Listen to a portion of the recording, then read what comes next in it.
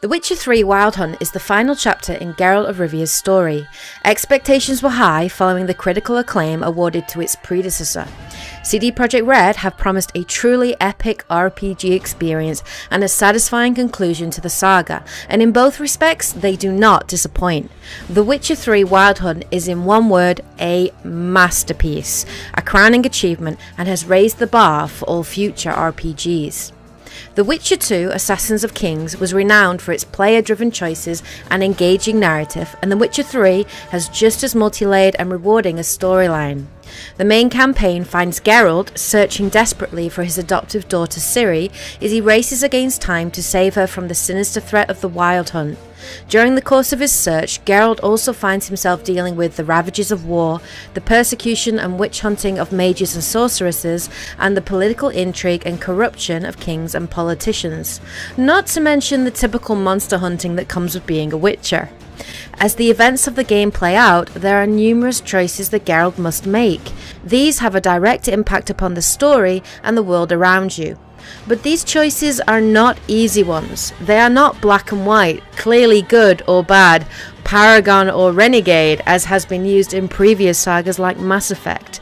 Instead, these choices are steeped in grey, often with unforeseen or unintended consequences that make every decision a hard and intriguing one. Unlike RPGs like Dragon Age Inquisition or Skyrim, you cannot customize your own character here. Instead, you are merely a passenger as you experience the events of the story as told through the eyes of our main protagonist. CD Projekt Red's portrayal of Geralt is a well-developed and realistic one. While newcomers to the franchise might find Geralt cold and emotionless, this is far from the truth. In fact, compared to previous installments, Geralt has never been more expressive or more invested in the events going on.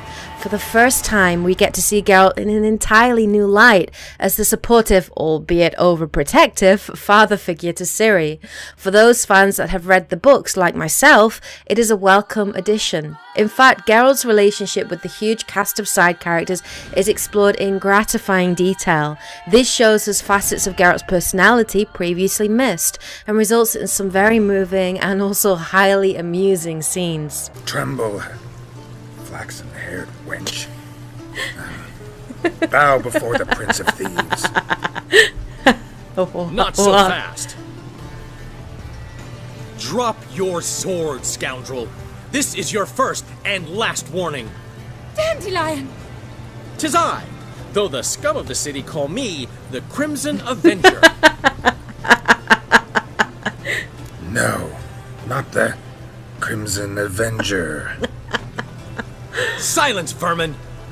You shall regret the day you were born. God.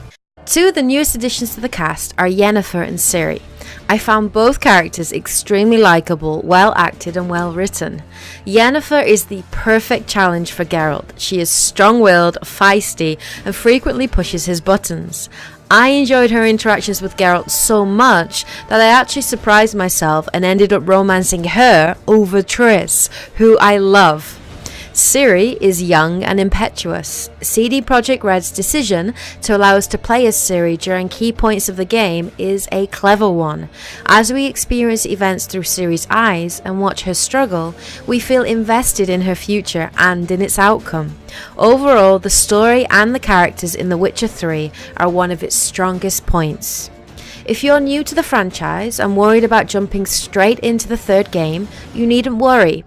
There are in-depth character bios and background information in the codex that will fill in those gaps for you. And if you'd like a more in-depth breakdown of the events in the first two games, why not check out my story so far videos on the Witcher series, which I'll add a link to in this video below. The world of The Witcher 3 is huge. CD Projekt Red promised an open-world RPG. It is 3.5 times larger than Skyrim, which is an impressive feat, but it is still not a truly open world. There are 5 different maps that Geralt can travel to, though this must be done using the world map and does result in long loading times between each. However, 2 of these maps in particular, Skellige and Velen, are massive in scale and give a good sense of what the developers meant by an open world. Geralt can travel through these maps freely, travelling from mountaintops, through swamps, and into bustling European-style cities.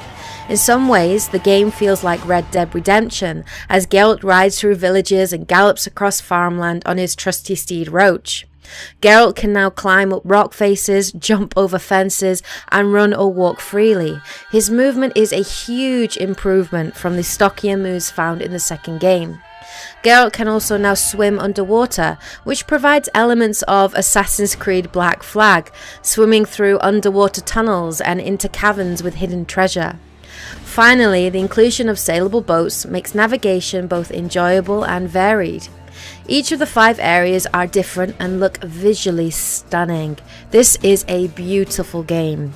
The inclusion of a day and night cycle coupled with vibrant and changing weather make the world feel alive and dynamic.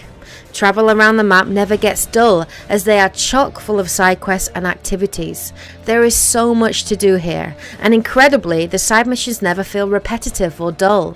True, there may be some repetitive missions, like destroying monster nests, finding hidden treasure, rooting out bandit camps, boxing and horse racing, but the majority of the side missions are varied. They have their own storylines, characters, and very real consequences on the world Geralt travels, and even on events in the main story.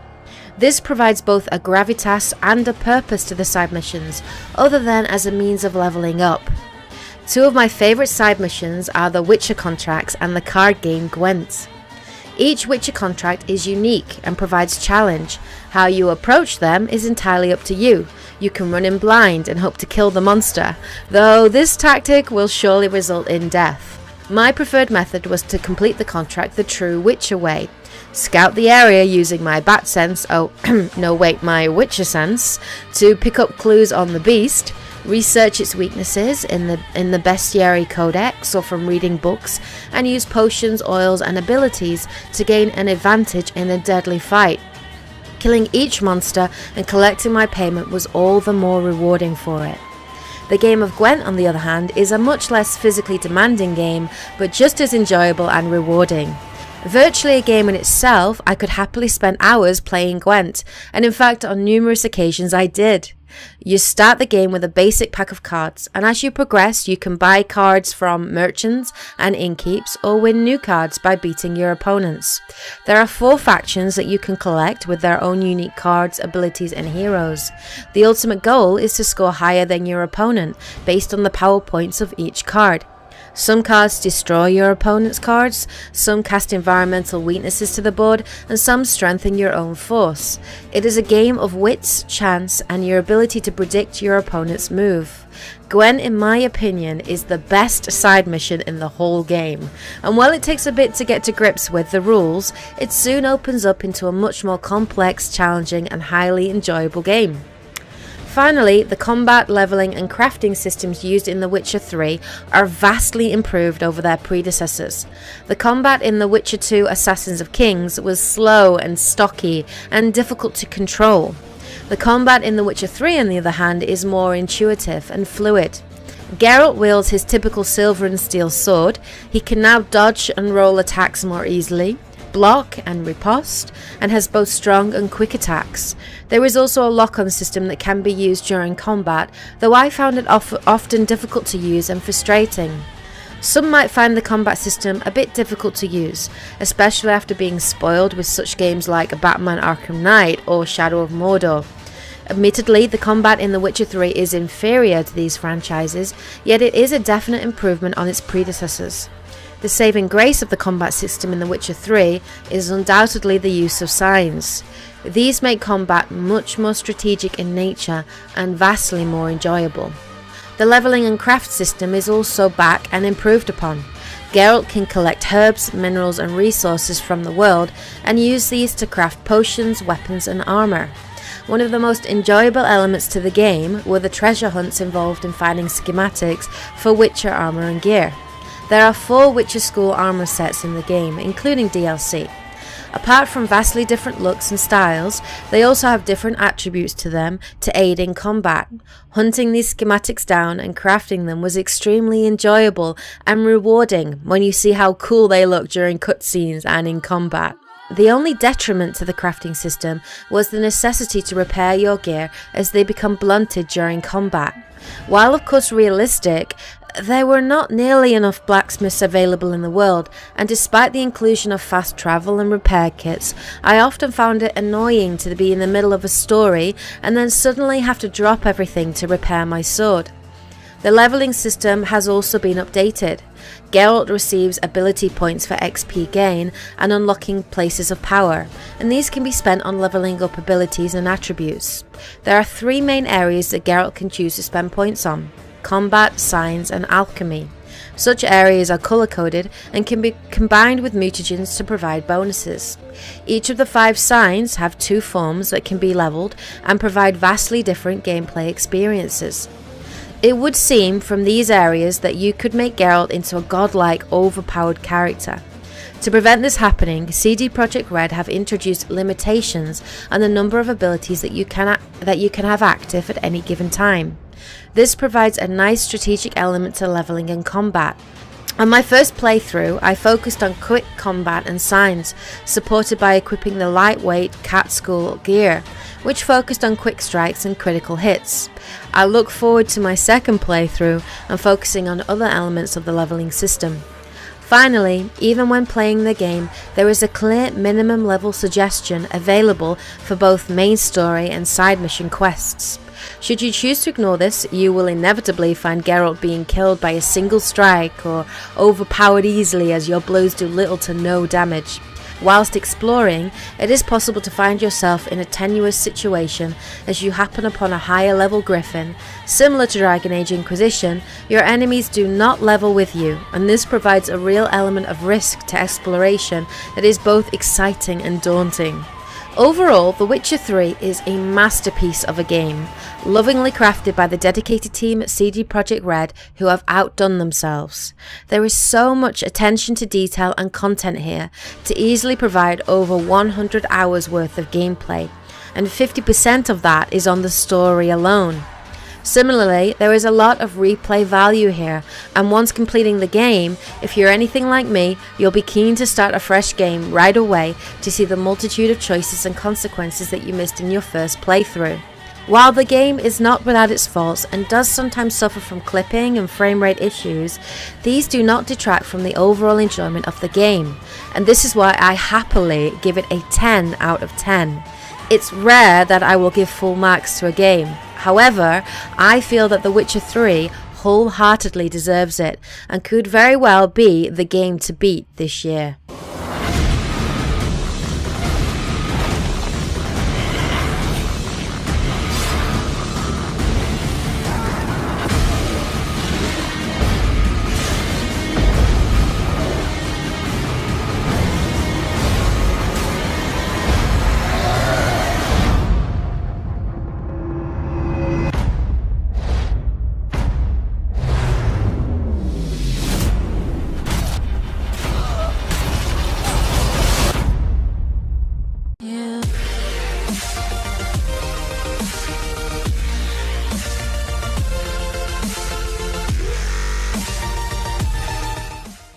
Geralt must make.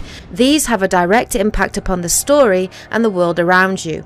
But these choices are not easy ones. They are not black and white, clearly good or bad, paragon or renegade, as has been used in previous sagas like Mass Effect. Instead, these choices are steeped in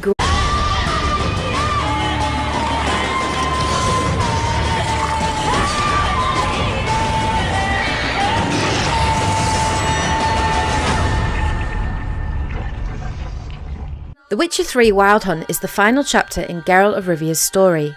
Expectations were high during the course of his search. Geralt also finds himself dealing with the ravages of war, the persecution and witch hunting of mages and sorceresses, and the political intrigue and corruption of kings and politicians. Not to mention the typical monster hunting that comes with being a witcher. As the events of the game play out, there are numerous choices that RPGs. The Witcher 2 Assassins of Kings was renowned for its player-driven choices and engaging narrative, and The Witcher 3 has just as multi-layered and rewarding a storyline. The main campaign finds Geralt searching desperately for his adoptive daughter Ciri as he races against time to save her from the sinister threat of the Wild Hunt, critical acclaim awarded to its predecessor. CD Projekt Red have promised a truly epic RPG experience and a satisfying conclusion to the saga, and in both respects they do not disappoint. The Witcher 3 Wild Hunt is in one word a masterpiece, a crowning achievement, and has raised the bar for all future